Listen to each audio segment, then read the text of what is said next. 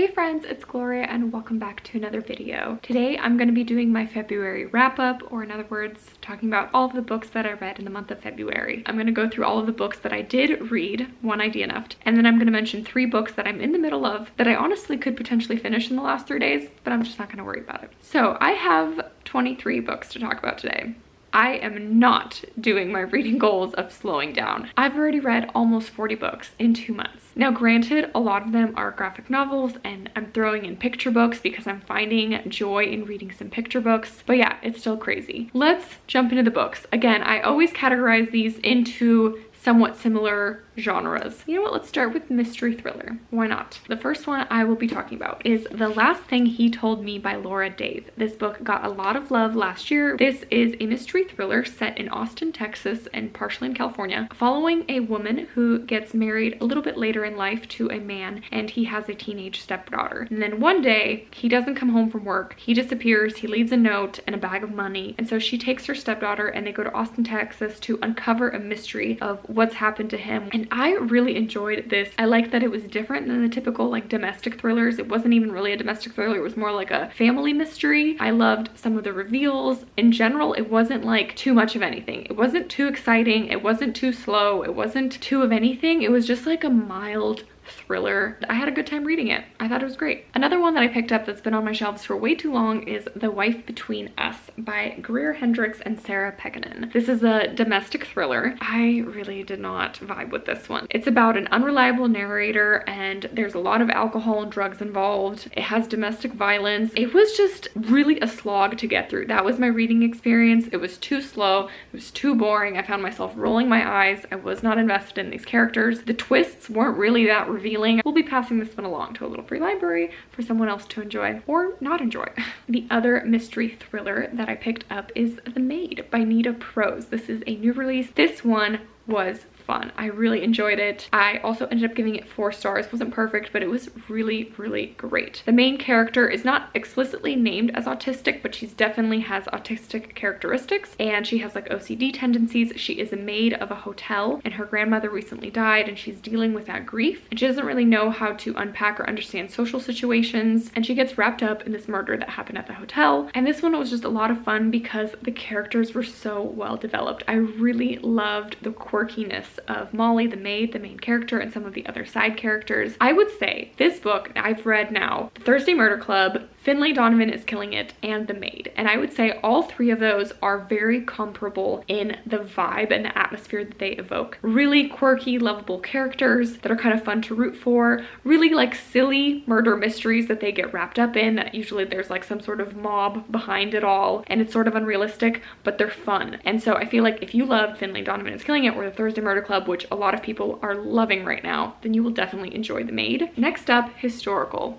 What the Wind Knows by Amy Harmon. Where the Lost Wander by her was an absolute favorite last year. Just an incredible, impeccable book. I'm so thankful I picked this one up. I was buddy reading this with Krista from Books and Jams. This book is a historical fiction. It is set in Ireland. It has a little bit of time travel involved, but not that much that it like takes away from the story, because I'm not a big sci-fi gal, but this was like a beautiful historical romance. The main character's grandfather dies and he asks her to go back to his hometown and spread his ashes on a lake. And so she does, and then she gets swept up and jumped back into time where her grandfather is actually a small child, and she ends up like taking care of him and jumping into the past and stepping into the role of everyone thinks that she's her great-great-grandmother. It's a little bit confusing at first, but overall there's this beautiful love story in the center, and it is very centered around Irish history. The main story takes place in the 1920s and throughout, and it's all about the Irish Revolution and the tensions in Ireland. This book is making me pick up Say Nothing by Patrick Radden Keefe in March because I just want to know more about Irish history. This book also now makes me want to read so many more books that are set in Ireland. It was beautifully written. The atmosphere was wonderful. I am a fan of Amy Harmon. Where the Lost Wander is still more of a favorite than this one, but this one was still great. I then picked up the newest Rudis Petty's book, I Must Betray You. Now, this book was another 5-star read for me. It was great. This one, I think especially in light of everything that's happening in Ukraine and Russia right now, was really important to read. This one shed a light on a part of of history that I would say 99% of people are probably not aware of. Unless you are Romanian and maybe Slavic and know about the USSR and kind of the dictator regime, you're probably not aware of the dictatorship that was in Romania and the fall of that dictatorship in 1989 with the Iron Curtain. This was a beautiful story of teenage revolution and students who stood up for freedom. It follows a young man named Christian who's in school, and he is forced to be an informer, which was like a very common thing for the people of Romania, to basically inform on each other, to spy on friends and family, to give information to the secret police. It was just a very trying time in Romania, and this book just sheds a beautiful light on that story. I thought it was well written. I thought it was lovely. Ruta Sepetys is incredible. This is YA. There is a bit of a teenage romance woven throughout the storyline, but overall it was a beautiful depiction of that historical moment. And I think especially with everything that's going on in Ukraine, it just hit the heart even harder. Next up, I'm going to talk about the 4 books that I picked up for Black History Month. I will start with the historical fiction, since we just talked about historical fiction. Jefferson's Sons by Kimberly Brubaker Bradley. This is on the older side of middle grade historical fiction, talking about the sons of Thomas Jefferson that he had with his slave. And this is like a multi-perspective unfolding of events of Thomas Jefferson's sons and the slaves that lived in Monticello. I thought this was very interesting and a part of history, again, I wasn't totally aware of or learned about. So I really enjoyed this one. I gave it 4 stars. This is now my 4th book by this author, and what I really love from her is that she does not shy away from talking about tough subject matter and laying it out for a younger audience in a really amazing way. Hey, Editing Gloria here. I of course forgot a book because it wasn't physically in front of me. It was an audiobook, and so it just slipped my mind. But that book is African Town by Irene Letham and Charles Waters. I saw Amanda from the Curly Reader raving about it, and so I did my thing where I immediately went and checked it out on Libby. This is a young adult historical fiction free verse novel. It is set in the 1860s, and it chronicles the account of the last slave ship from Africa. The audiobook was incredible. It was a full cast of characters. At moments, it did get a little bit confusing because it jumped back and forth so much between all of these characters, but overall it was a very unique read, and I would highly recommend. Eventually, when these slaves were freed, they weren't able to return back to their home country, and so they started African Town, which was a community of the survivors of the slave ship living in the South. A multi-perspective novel that felt very well researched. It was fantastic. The only book that I did not finish, DNF'd, in February is The Mothers by Britt Bennett. This is the author's debut novel. She's more popularly known for The Vanishing Half. I was really just not vibing with it. I think I got about 40% of the way through. At a certain point, just became done with it. This book follows a young girl in high school. So right off the bat, it felt very young adult to me as well,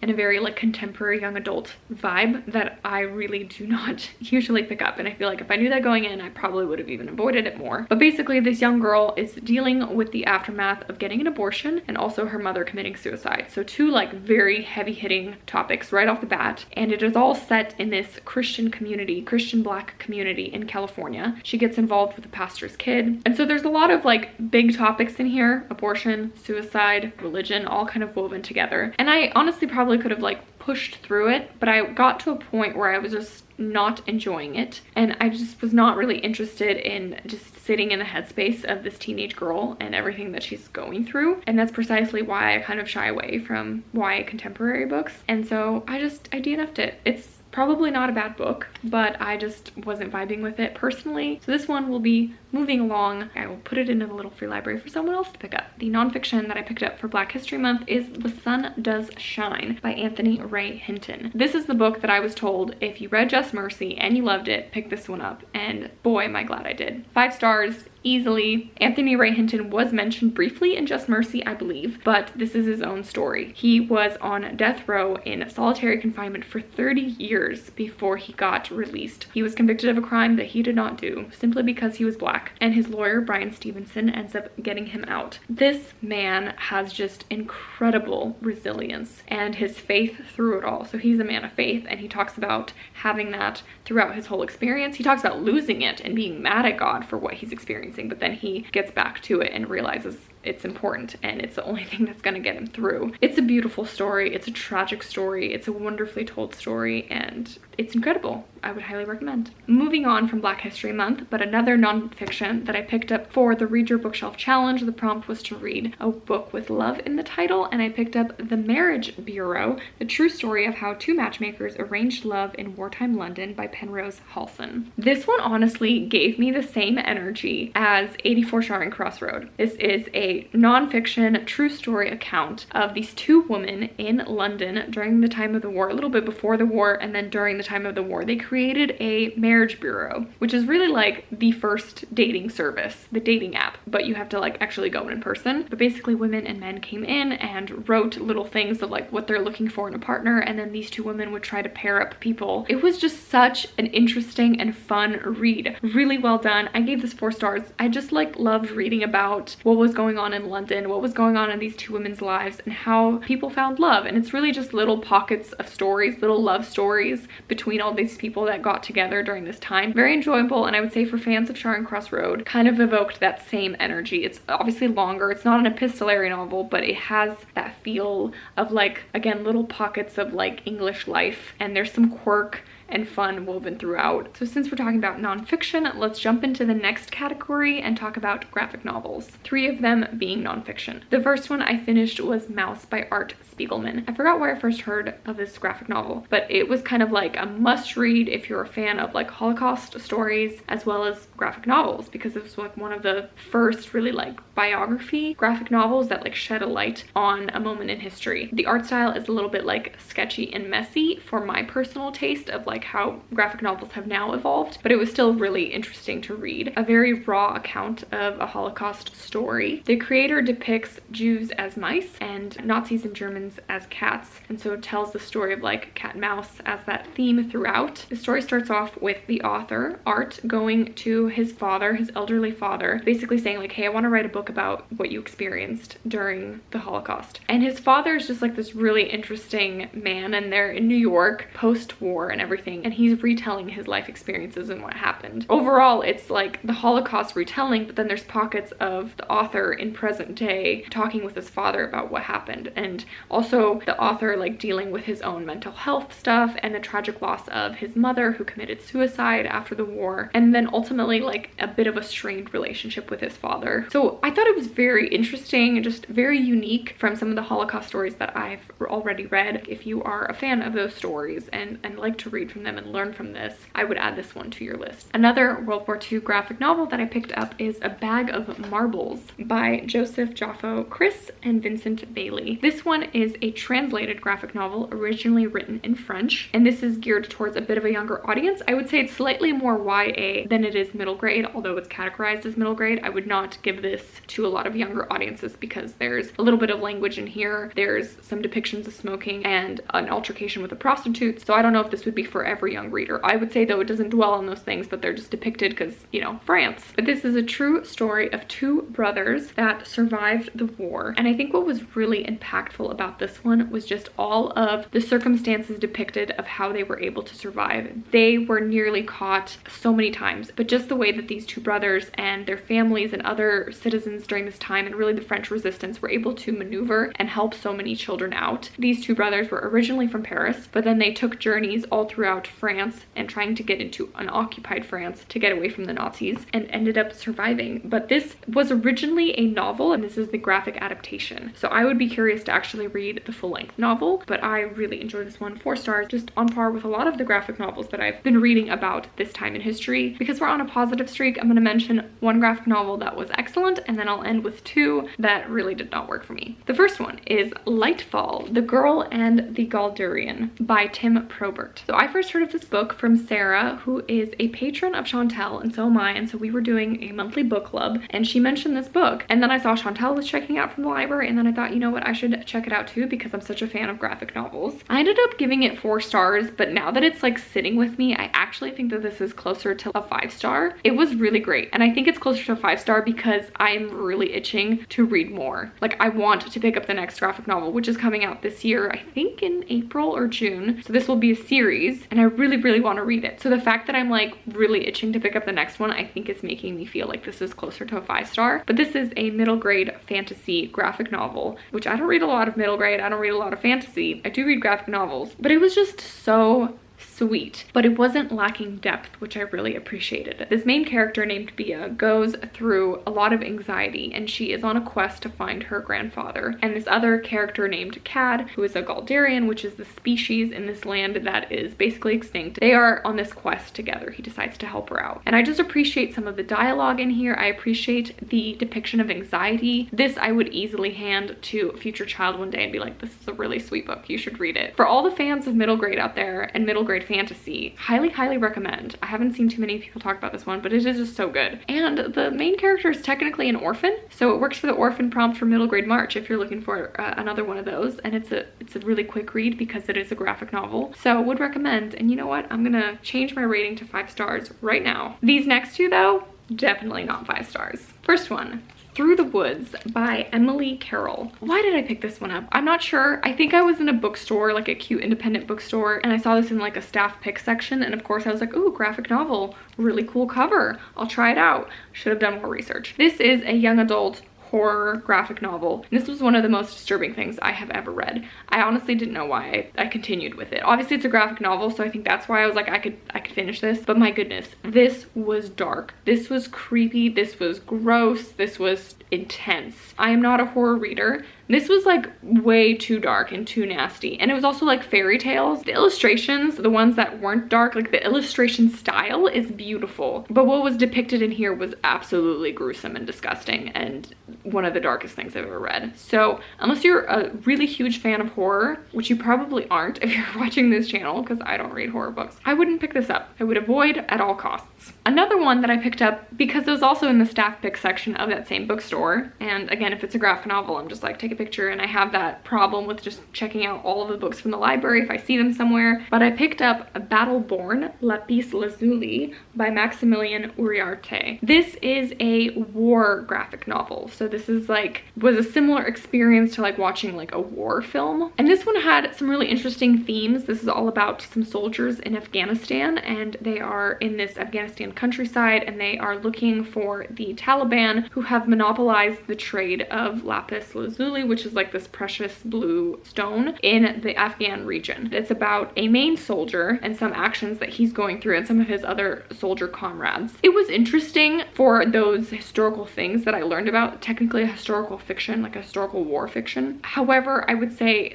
one of the main things in here that I just really do not like is extremely intense language and crude humor. The kind of crude humor that I guess you could expect from soldiers, but it's honestly just like pretty disappointing to read about and just makes me feel icky. And so what I realized is this will be a graphic novel series. I don't intend to continue it. Okay friends, we're almost there. I have 6 books left that I've read, and they are all picture books. So the first one I picked up on a recommendation from Split Reads channel, I'll link her below, but I mentioned in my January wrap-up that I read The Little House, which is a very well-known picture book about a little house that stays in one spot, but then the city gets built around. And then she mentioned this book, and that is The Blue House by Phoebe Wall. This was a very sweet picture book. I ended up giving it 5 stars. Unlike some other things, I like really easily give out 5 stars to picture books because you can only be doing so much. And if you're like really sweet and make a really nice point and have beautiful illustrations, 5 stars. Like, what more can I expect from you? My mind always goes to, I'm not a mother yet, but I'm always like, would I read this with my child, and will it be enjoyable for me to read this book to them? Yes. Okay, great. 5 stars. This one was lovely. This is about a single father and his son and their beautiful blue house that the owner says is gonna get torn down. It's like a story of father and son, but it's also a story of like neighborhood and love and like finding home wherever you may be, not necessarily the actual building. And it was just very sweet. Thought it was well done. And while I was at the library picking that book up, I also saw that the author has another book,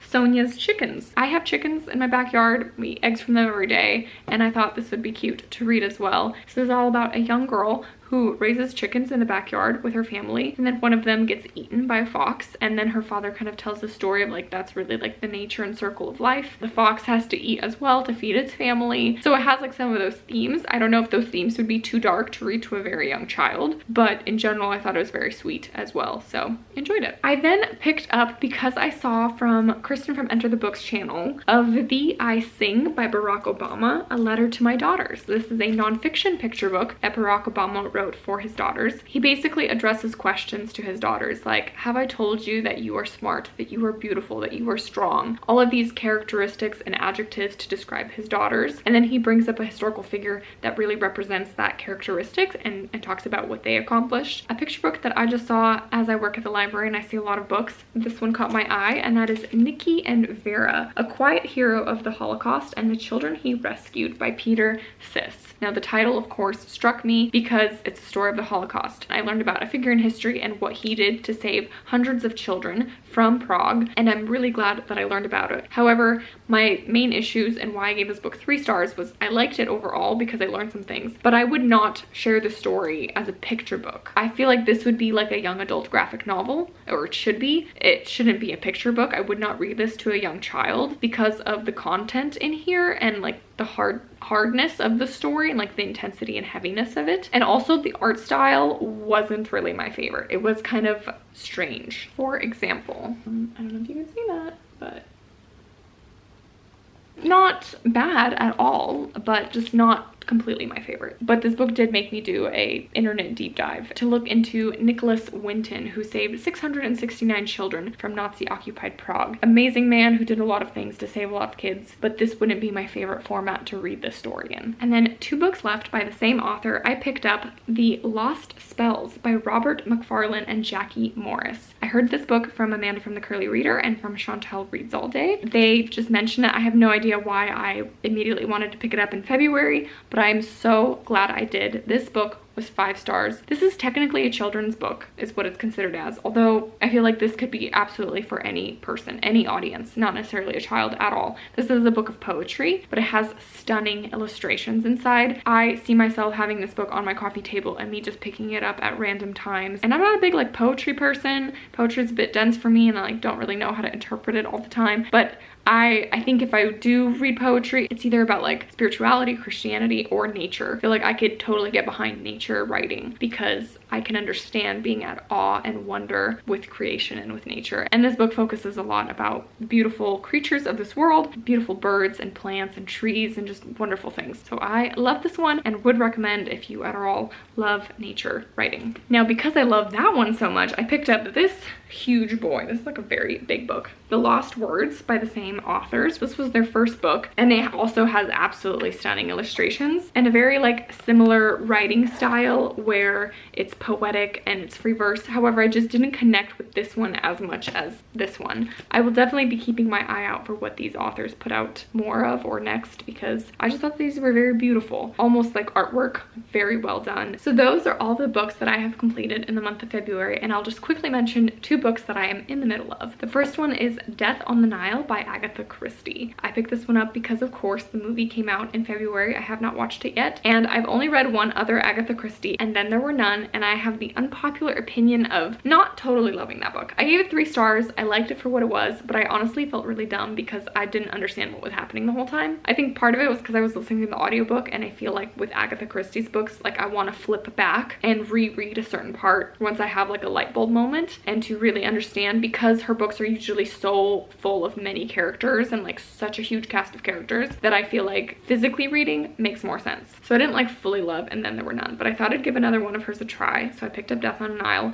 Very similarly, there's a ton of characters. I also am listening to the audiobook, so I'm not doing too well on trying to read it physically. However, the audiobook is great, and I am going back and I'm listening to it at a much slower speed, only listening to it when I feel like I'm going to focus on it, and it's pretty fun. I'm enjoying it. I still don't think I'm going to be like an Agatha Christie lover like so many of you all are on here. I'm willing to try more of her books. I'm really enjoying this one. I think I'm about like 30% of the way through, but I'm enjoying it. And then the other book that I'm in the middle of that I might finish before the end of the month is Celebration of Discipline by Richard Foster. This is a book that I'm reading alongside with a bunch of different people. On the Books and Gems channel, there has been a live every single Sunday discussing certain chapters of this book, but I'm really enjoying it. This is a Christian nonfiction, and I already know know it's going to be 5 stars. It's a really great book. I love that it's practical, which I think sometimes is missing from some of the books that I have read, but this has a really wonderful practical application in it. And the title says what it is. It's a celebration of the spiritual disciplines. So it talks about prayer and fasting, meditation, simplicity, silence and solitude, worship, communion, just some of the different aspects to what it means to live a Christian life. So really enjoying it. I think that's it. That's all the books that I'm going to mention in this very long video. Thank you so much for sticking through it with me. Let me know again if you've read any of these, if any of these have sparked your interest and have been added to your TBR. I love seeing your guys' comments down there, and I just hope you guys have a wonderful day. Thank you so much for spending time with me, and I will see you guys in another video soon. Bye!